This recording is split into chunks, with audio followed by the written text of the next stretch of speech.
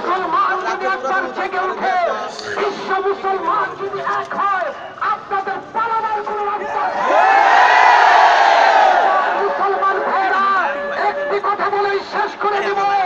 রসুলের জন্য যদি আমাদের কর্তব্যকে কাটাইতে হয়, আমরা কি তৈয়ার আছি কিনা? আমরা কি প্রস্তুত আছি কিনা? সামনে দিন ভয়াবহ আছে, আমাদেরকে কাফেরের বিরুদ্ধে ঝাঁপায়া পড়তে হবে ইনশাআল্লাহ। কেরানীগঞ্জের সর্বস্তরের ওলামায়ে কেরাম ও তৌহিদি জনতার উদ্যোগে আয়োজিত কেরানীগঞ্জের বড় ভাই আমাদের সাথে আছেন, ওনাকে দেখি।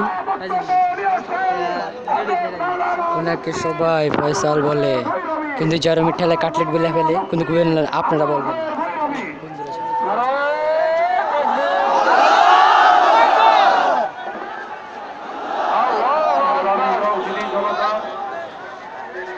আজকের এই হাজারো লাখো জনতা প্রমাণ করে বাঘের লেজ দিয়ে কান চুলকানোর পরিণতি ভালো হবে না। আমাদের দাবি পরিষ্কার, 2 কোটি মুসলমানের অন্তরে যে কুলাঙ্গার আগুন জ্বালিয়েছে, প্রকাশ্যে মুসলমানদের সামনে নিঃশর্তভাবে তাকে ক্ষমা চাইতে হবে।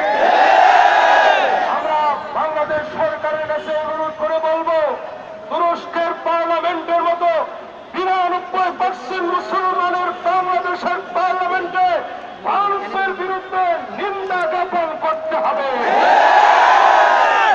ফ্রান্সের যাবতীয় পণ্য বর্জন করতে হবে।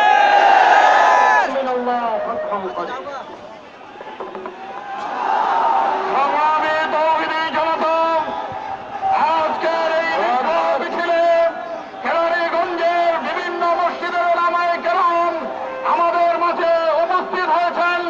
আমরা মাদ্রাসার সমস্ত সাহাবায়ে কেরাম, খতিবদেরকে কেরানীগঞ্জের সর্বস্তরের ওলামায়ে কেরামের পক্ষ থেকে মোবারকবাদ জানাচ্ছি। সময়ের সংক্ষিপ্ততার কারণে সকলের বক্তব্য দেওয়া যাচ্ছে না, এই কারণে আমরা সকলের পক্ষ থেকে আপনাদের কাছে বিনীতভাবে আপনার ক্ষমা সুন্দর দৃষ্টিতে দেখার জন্য অনুরোধ জানাচ্ছি। সংগ্রামী তৌহিদি জনতা, এ পর্যায়ে আপনাদের সামনে গুরুত্বপূর্ণ বক্তব্য রাখবেন ইত্তেফাকুল উলামা কেরানীগঞ্জের সংগ্রামী সেক্রেটারি হযরত মাওলানা ফজলুল বারী দামাত বরকাত ফুলানিয়া।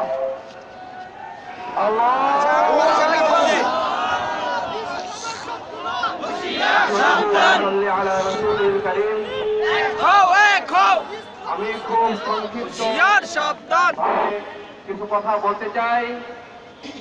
প্রথম বলে আমার সরকার বাহাদুরের উদ্দেশ্য করে,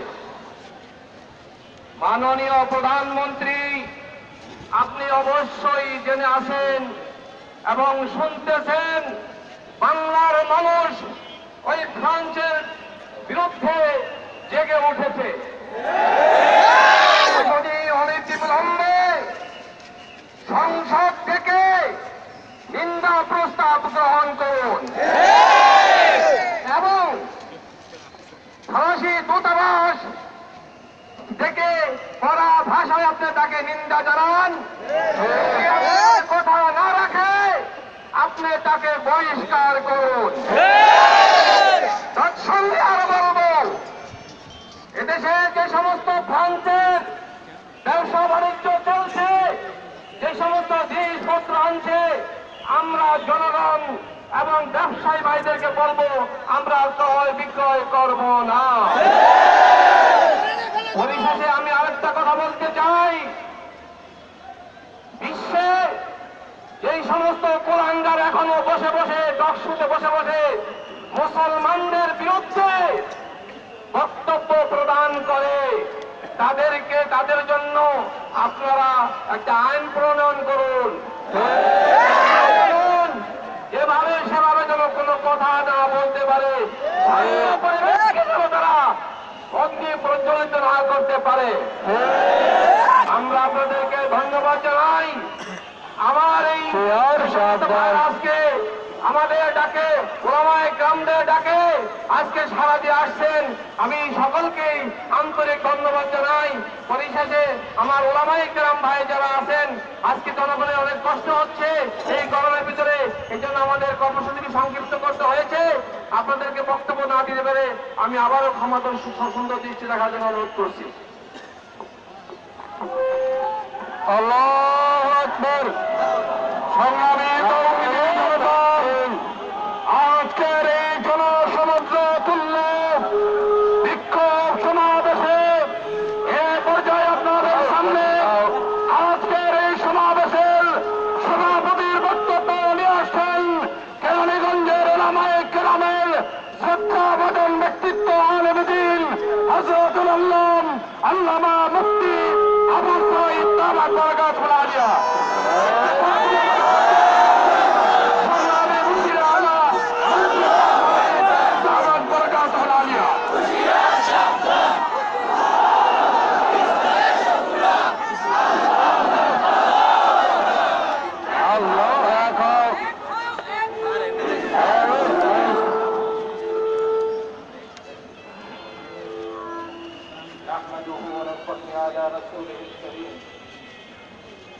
কেরানীগঞ্জের সর্বস্তরের ওলামায়ে কেরাম ও তৌহিদি জনতার বিক্ষোভ সমাবেশ থেকে মাননীয় প্রধানমন্ত্রী বরাবর 6 দফা পেশ করা হলো।